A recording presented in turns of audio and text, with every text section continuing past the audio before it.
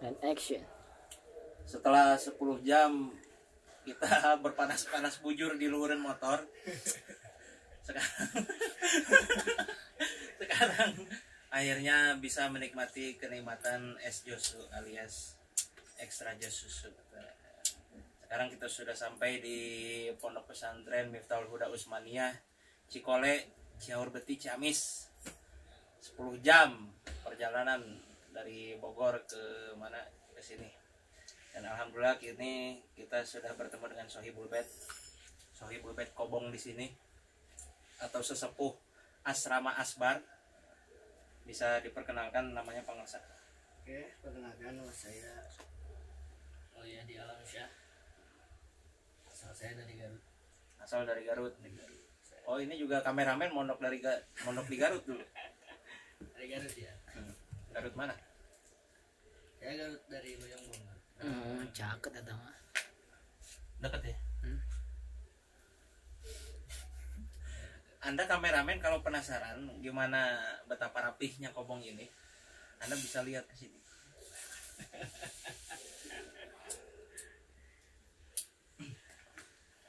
Ngarep apa teman? Ih, tah dipilih rokok Yahudi, rokok Islam. Emang herbal rokoknya jadi aman.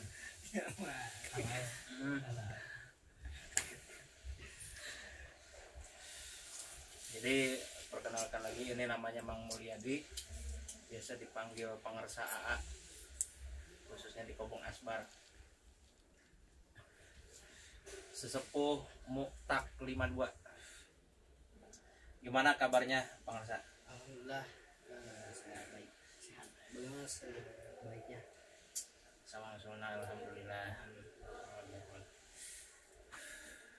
Bagaimana kemarin perjalanan dari Bogor ke Ciamis? Adakah kendala atau apa? Kendalanya kita nggak sempet digodain tante-tante gini. Harusnya mah digodain, tapi biar apa? Biar keluar odol ya.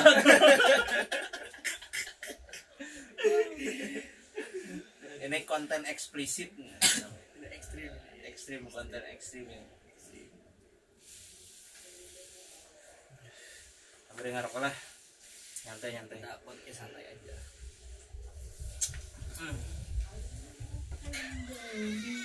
Marhaban. Oh, ini ada yang baru sini. Streaming Sini.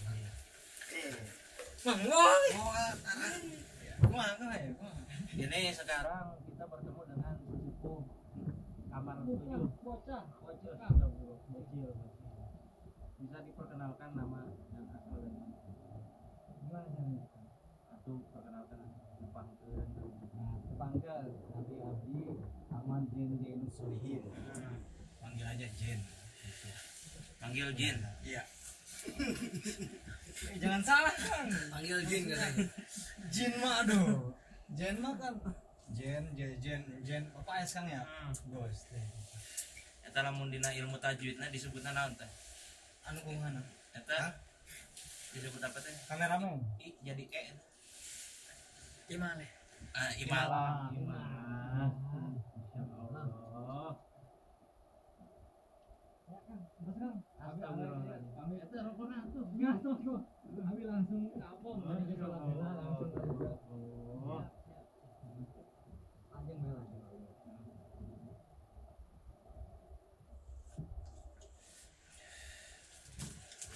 Jadi begitu. Mungkin karena sebagian besar penonton saya ini adalah orang-orang dari kalangan kaum pesantren, kaum sarungan, berpeci. Nah, ini kan mereka ingin memandang gimana sih keseharian santri-santri tradisional. Kumaha menurut Akang? Jadi apa sih yang membedakan antara santri di pesantren tradisional dengan santri di pesantren modern? Tentunya dengan pandangan yang moderat, saling menghargai satu sama lain. Kumaha Pangersan? Jadi sebenarnya kalau di pesantren Salafi apa ya? Terus. Jadi saya ini sebenarnya tuh gugup sebenarnya mau bilang seperti apa yang penting semua yang mengaji tradisional maupun modern itu sama aja mencari ridho Allah Subhanahu wa taala.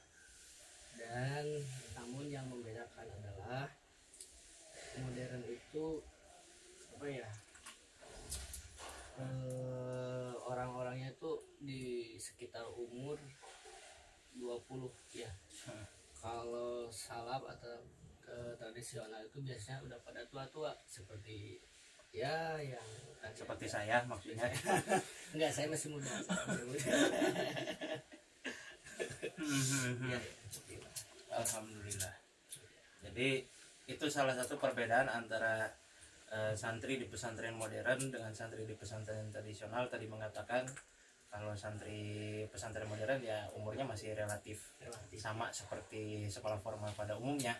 Tapi kalau di pesantren salafi biasanya yang udah tua-tua, yang udah jenggotan, nikah baplang udah. nah, Bahkan yang udah menikah juga bisa ngaji. Masih ada. masih ada. Bahkan konon katanya waktu kemarin ngaji kilatan itu ada suami istri itu. Ada suami istri, dia itu mondok bareng, besaran bareng di sini. Masya Allah. Sampai ada surahan patungulin bab nikah. Bab nikah dia bertafaul dan memetik hasil hikmah dari kajian ini dan mengamalkannya langsung ke tempat yang disediakan. Astagfirullahaladzim.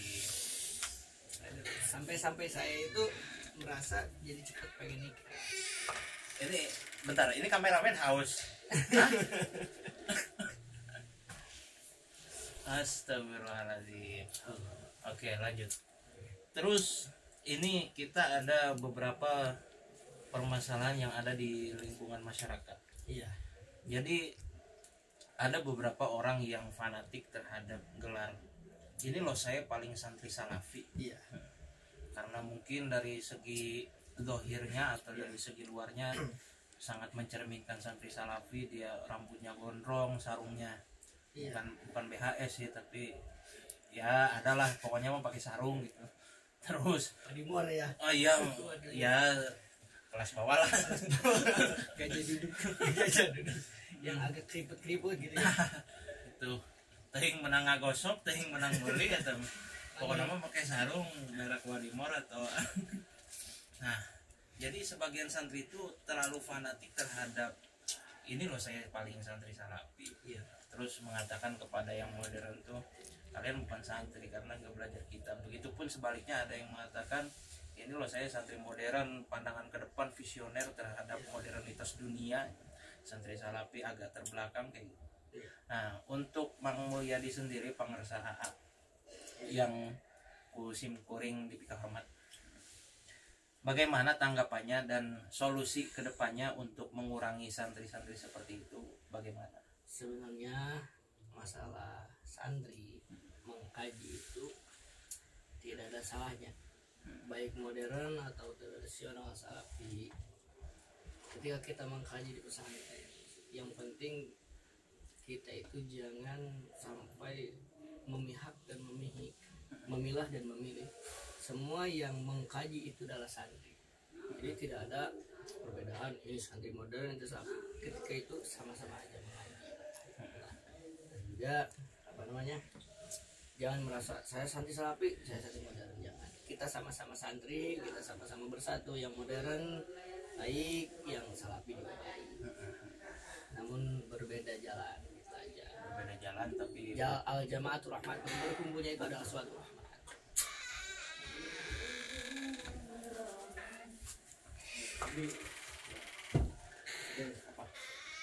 Kelihatan kan? Iya kelihatan. Josu ya. nyantai loh. Santai, kita ngopi bareng aja. Ini udah lama nggak ketemu, udah berapa tahun? Hampir 2 tahun ya. Teing. Karena kisah tahunnya 2 tahun. Dua kayaknya. Hampir 2 tahun. Hampir 2 tahun kita tidak bertemu. Alhamdulillah kita bertemu lagi. Alhamdulillah. Bisa ngejosu bareng.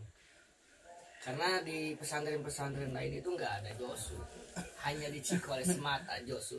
Sampai saya kaget ketika saya mondok di sini pertama dan digorokin sama orang-orang. Ya, Josu mang Josu, kata saya apa Josu, kirain saya Joshua gitu ya. Tapi kan saya berhubung mengikuti alur cerita, disuguhi yang seperti ini nih, disuguhi seperti ini. Oh ini yang menerima Josu, Josu tuh Ektor aja sama susu. Udah mah disuguhin Ya, buat rame-rame, tapi kita juga yang bayar. nah itu sampai saya kebobolan. Aduh. Tapi unik sih, unik. Ada cerita bagi anak-anak kita kan. Ada cerita. Iya, ada cerita. Terus yang paling hebat itu di pesantren modelnya seperti ini, santrinya cepat akrab. Iya. Kalau mungkin di pesantren-pesantren lain mungkin adaptasi untuk bisa akrab Ya susah. satu kobong saja susah, apalagi satu asrama.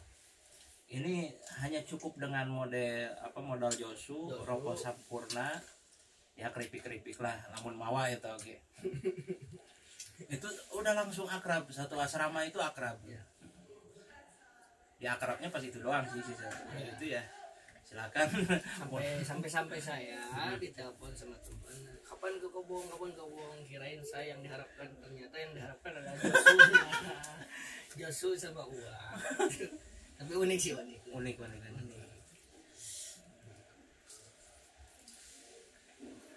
Punten itu kameramen udah berapa menit? 11. 11 menit. Sampai kapan ini ya? Udah dulu dah. Ya mungkin jangan dipencet dulu. Mungkin segitu saja tema podcast kita kali ini, yaitu membahas tentang tadi bagaimana pandangan moderat, bagaimana pandangan toleransi yang harus dilakukan oleh seorang santri, terus juga keunggulan beberapa pengalaman tadi sudah disampaikan, pengalaman seputar mondok di Cikole ini. Mungkin hanya segitu saja yang bisa disampaikan, kurang lebihnya mohon maaf. Salam peci hitam, salam kaum sarungan. Assalamualaikum warahmatullahi wabarakatuh.